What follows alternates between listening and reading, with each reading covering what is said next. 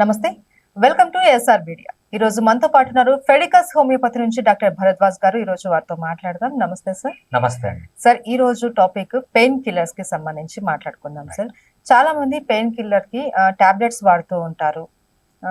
ఎందుకంటే కాసేపే ఆ పెయిన్ ని భరించలేక ఈ టాబ్లెట్స్ వాడి తగ్గించుకుంటూ ఉంటారు. బట్ ఈ మధ్య కాలంలో నేను ఒక న్యూస్ చూశాను.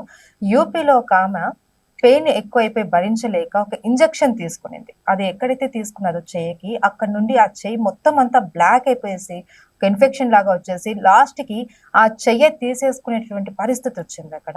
అంటే పెయిన్ కిల్లర్ కి సంబంధించి టాబ్లెట్ గానీ ఇంజెక్షన్ గానీ ఇంత డేంజరా అన్న దానికి మీరేం చెప్తారు? వేరే కంట్రీలో ఉండదండి. కాకపోతే ఇండియాలో కామన్ మిస్టేక్ ఏంటంటే ప్రజలు చేసేది, కాఫ్ వచ్చినా, కోల్డ్ వచ్చినా, సింపుల్ జబ్బుల నుంచి పెద్ద పెద్ద డిసీజెస్ వచ్చినా వీళ్ళు ఫస్ట్ ఏం చేస్తారంటే ఒక మెడికల్ స్టోర్‌కి పోతారు. మెడికల్ స్టోర్‌కి పోయి వాళ్ళకి సిమ్టమ్స్ చెప్తారు. వాళ్ళు ఏదో వాడు మెడికల్ స్టోర్‌లో జాయిన్ అయ్యి ఒక రోజు అయ్యుండొచ్చు, 2 రోజులు అయ్యుండొచ్చు, 10 సంవత్సరాలు అయ్యుండొచ్చు. వాళ్ళు మెడిసిన్స్ ఇస్తారు. మెయిన్‌గా అబ్యూజ్ చేసే మెడిసిన్స్ 3 కేటగిరీస్‌లో ఉంటాయి. ఫస్ట్ కామన్ అబ్యూజ్ చేసే మెడిసిన్స్ ఏంటంటే పెయిన్ కిల్లర్స్. పెయిన్ కిల్లర్స్‌లో మళ్ళీ 2 రకాలు ఉంటాయి. ఎన్ఎస్ఏఐడీస్ అని ఉంటాయి. సెంట్రల్లీ యాక్టింగ్ పెయిన్ కిల్లర్స్ అని ఉంటాయి అన్నమాట. అదొక కేటగిరీ. నెక్స్ట్ వీళ్ళు ఏంటంటే ఇండిస్క్రిమినేట్‌గా ప్రతి ఒక్క దానికి యాంటీబయాటిక్ వాడతారు. సో ఏ యాంటీబయాటిక్ వాడాలో తెలియదు, ఎన్ని రోజులు వాడాలో తెలియదు, ఎంత డోసో తెలియదు, కానీ యాంటీబయాటిక్స్ ఇష్టం వచ్చినట్లు ఇచ్చేస్తారనమాట. మూడో కేటగిరీ వచ్చి స్టెరాయిడ్స్. స్టెరాయిడ్స్ అనేవి డేంజరస్ డ్రగ్స్. స్టెరాయిడ్స్ అనేవి మనము చాలా లిమిటెడ్ క్వాంటిటీలో అవసరమైనప్పుడు వరకు వాడితేనే అది మంచిగా పనిచేస్తుంది. స్టెరాయిడ్స్ అనే డబుల్ ఎడ్జ్డ్ నైఫ్. అది వీళ్ళని హర్ట్ చేయొచ్చు, లేకపోతే వేరే వాళ్ళని హర్ట్ చేయొచ్చు అనమాట. సో అది ఒక డబుల్ ఎడ్జ్డ్ నైఫ్. సో అంత జాగ్రత్తగా ఉండాలి స్టెరాయిడ్స్. ఇంకోటి ఏంటంటే యాంటీ హిస్టమైన్స్. సో కోల్డ్కి, కాఫ్కి, సో వీళ్ళు ఏంటంటే డిప్రెసెంట్స్ అనమాట. ఇవి వాడతారు. ఈ 4 కేటగిరీస్ మెయిన్గా వాడతారు. సో అలోపతిలో ప్రాబ్లం ఏంటంటే ప్రతి ఒక్క మెడిసిన్కి ఏదో ఒక సైడ్ ఎఫెక్ట్ ఉంటుంది. సో ఆ 2 రకాలు ఉంటాయి అనమాట. ఒకటి ఆ డ్రగ్కి సంబంధించిన సైడ్ ఎఫెక్ట్స్. అది ఒక పెయిన్ కిల్లర్ కావచ్చు, లేకపోతే ఒక స్టెరాయిడ్ కావచ్చు, ఒక యాంటీబయాటిక్ కావచ్చు, యాంటీ హిస్టమైన్ కావచ్చు, ఏదన్నా కావచ్చు. దానికి సంబంధించిన సెట్ ఆఫ్ సైడ్ ఎఫెక్ట్స్ ఉంటాయి.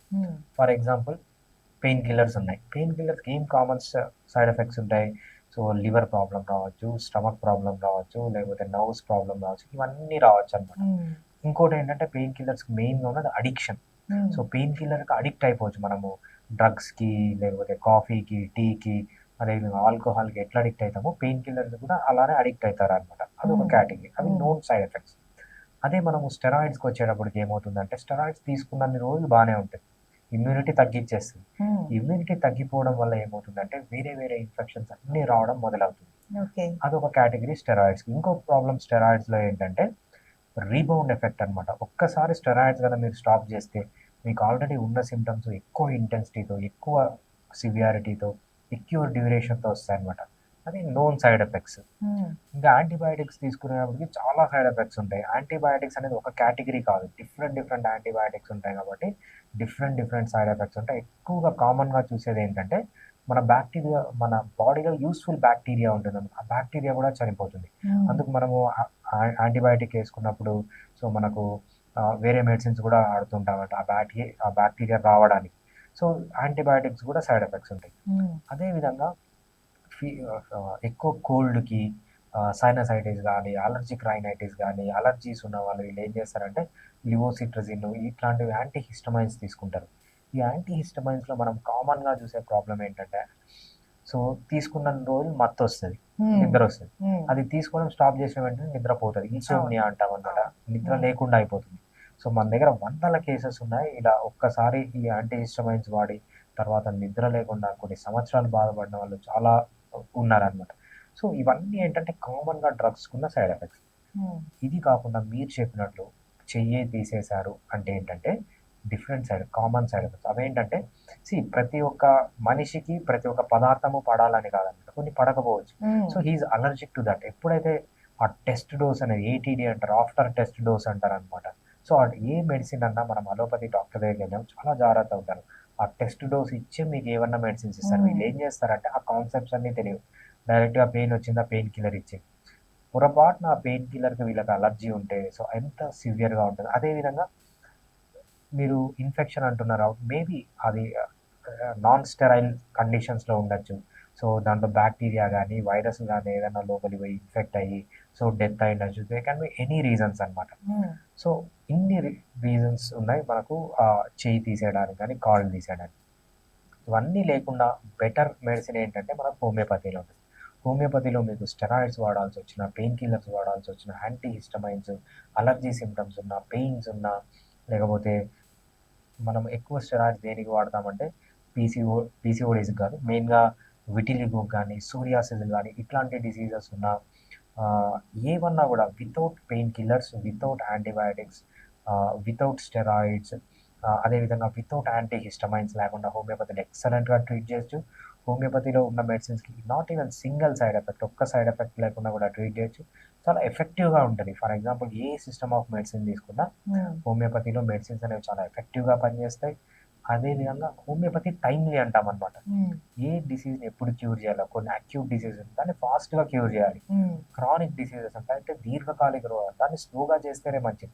సో హోమియోపతి టైంలో పనిచేస్తుంది. ఏ డిసీజ్ని ఎలా ట్రీట్ చేయాలో అలానే ట్రీట్ చేస్తుంది అన్నమాట. అందుకు సో మెయిన్గా ప్రజలు గుర్తుపెట్టుకోవాల్సింది ఏంటంటే, మీకు ఏదైనా ప్రాబ్లం వస్తే డైరెక్ట్గా వచ్చి ఒక మంచి క్వాలిఫైడ్ డాక్టర్ దగ్గర చూపించుకోవాలి తప్పితే మెడికల్ స్టోర్కి పోయి, లేకపోతే ఎక్కడికంటే అక్కడికి పోయి, లేకపోతే యూట్యూబ్ చూసో, లేకపోతే చాట్ జీపీటీలో ఏదో సిమ్టమ్స్ సెర్చ్ చేసి, లేకపోతే ఒక గూగుల్లో సెర్చ్ చేసి ఓన్ ట్రీట్మెంట్లు తీసుకొని మెడికల్ స్టోర్కి వెళ్ళి ట్రీట్మెంట్ తీసుకోవడం, ఇవన్నీ ఆపితే చాలా మంచిగా ఉంటుంది. అయితే చాలా మంది ఎందుకంటే ఈ పెయిన్ కిల్లర్స్ టాబ్లెట్లు కానీ ఇంజెక్షన్స్ కానీ వేసుకోవాల్సి వచ్చింది హోమియోపతి కాకుండా అంటే, చాలా మందికి ఒక అపోహ ఏంటంటే హోమియోపతిలో ఫాస్ట్ రిలీఫ్ అనేది ఉండదు. ఓకే, కొంతమందికి హోమియోపతి బెస్ట్ మెడిసిన్ అని తెలుసు, కానీ ఈ పెయిన్స్ కి సంబంధించి ఫాస్ట్ రిలీఫ్ అనేది ఉండదు అనేసి అనుకుంటూ ఉంటారు. సో వాళ్ళకి ఏం చెప్తారు, నిజంగానే ఫాస్ట్ రిలీఫ్ అనేది ఉండదా? అది పెద్ద అపోహ అండి. సో ఎందుకు ఫాస్ట్ రిలీఫ్ ఉంటుంది అంటే, ఫర్ ఎగ్జాంపుల్ నేను ఒక చిన్న కేసు చెప్తాను మీకు. సో మనకు లాస్ట్ మంత్ ఒక కేసు వచ్చింది. దాన్ని నియోనేటల్ జాండీస్ అంటారు. నియోనేటల్ జాండీస్ అంటే పుట్టిన పిల్లలకి జాండీస్ ఉంది. సో బేబీ ఏంటంటే జూలై 30th పుట్టింది బేబీ. జూలై 30th పుట్టిన తర్వాత బేబీకి నియోనేటల్ జాండీస్ ఉంది. ఎవ్రీ 2-3 డేస్కి బేబీని హాస్పిటల్ అడ్మిట్ చేయడం. హాస్పిటల్ అడ్మిట్ చేసే వాళ్ళు ఏంటంటే ఇంజక్షన్లు గుచ్చడము, లైట్ కింద పెట్టడము, వాళ్ళ ట్రీట్మెంట్ వాళ్ళు స్టార్ట్ చేస్తూనే ఉన్నారు. ఎవ్రీ 3 డేస్కి 2 డేస్కి ఒకసారి అడ్మిట్ అవుతూనే ఉంది. August 15th మనకు ఒక కాల్ వచ్చింది రాత్రి 11 o'clock. మా బేబీకి 15 days ఇప్పుడు ఏజ్. ఎవ్రీ 2-3 డేస్కి ఐసీయూ అంటున్నారు, గుచ్చుతున్నారు, పాప ఏడుస్తుంది. అసలు పుట్టి 15 days అయింది కానీ మదర్ దగ్గర ఎప్పుడూ లేదు, మీరేమైనా హెల్ప్ చేయగలరా? రాత్రి 11 o'clockకి క్లినిక్ ఓపెన్ చేసి కేసు అంతా తీసుకొని 12 o'clockకి మెడిసిన్ ఇచ్చాం. మెడిసిన్ ఇస్తే ఏం చెప్పామంటే, ఎవ్రీ 1 hourకి మదర్ మిల్క్ ఒక స్పూన్ తీసుకొని దాంట్లో ఈ హోమియోపతి మెడిసిన్ కలిపి ఇచ్చేయండి. మార్నింగ్ నైట్ 12 నుంచి మార్నింగ్ 6 వరకు 7 వరకు ఒక 6 doses ఇచ్చారు. 6 doses ఇచ్చిన తర్వాత అలోపతి హాస్పిటల్కి వెళ్తే వాళ్ళు బ్లడ్ అన్ని చెక్ చేసి అడ్మిషన్ అవసరం లేదు అన్నారు. దాని మీనింగ్ ఏంటంటే హోమియోపతి ఎంత ఫాస్ట్గా పనిచేస్తుంది.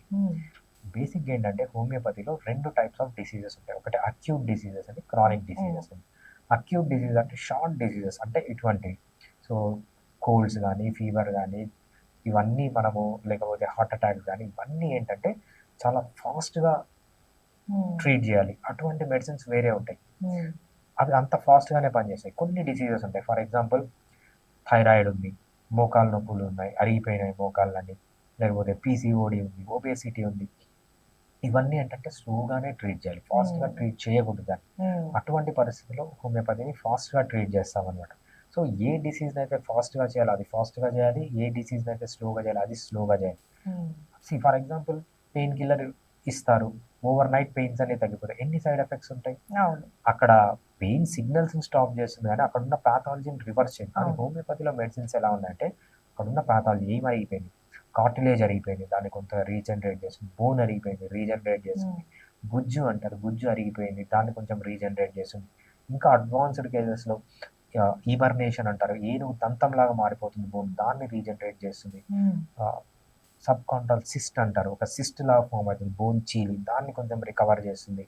అదేవిధంగా సైనోవియల్ మెంబ్రెయిన్ అంటారు, అది గట్టిగా అయిపోతుంది, దాన్ని కొంచెం మెత్తగా చేస్తుంది. సో బేసిక్గా ఏంటంటే ఈ ప్యాథాలజీని అంతా రివర్స్ చేయడానికి హోమియోపతి కొంచెం టైం పడుతుంది తప్పితే పెయిన్ తగ్గించడానికి కాదు. సో హోమియోపతి స్లోగా పనిచేస్తుంది అనేది జస్ట్ అపోహ తప్పితే అందులో ఎటువంటి నిజం లేదు. అండ్ ఇంకొక డౌట్ సార్, చాలా మంది కొన్ని రకాల మెడిసిన్స్ వాడేసి వాళ్ళకి ఇన్ఫెక్షన్స్ వచ్చేయడము, లేకపోతే ర్యాషెస్ రావడము, కొన్ని రకాల సైడ్ ఎఫెక్ట్స్ వస్తూ ఉంటాయి. హోమియోపతి వల్ల అలాంటి వాటిని మనం రివర్సిబుల్ చేయొచ్చా? చాలా మంది మనకు వస్తారండి హోమియోపతి, అలోపతితో కలిపి వాడచ్చా? హ్మ్. సో హోమియోపతి వాడేటప్పుడు అలోపతి వాడచ్చా లేదా?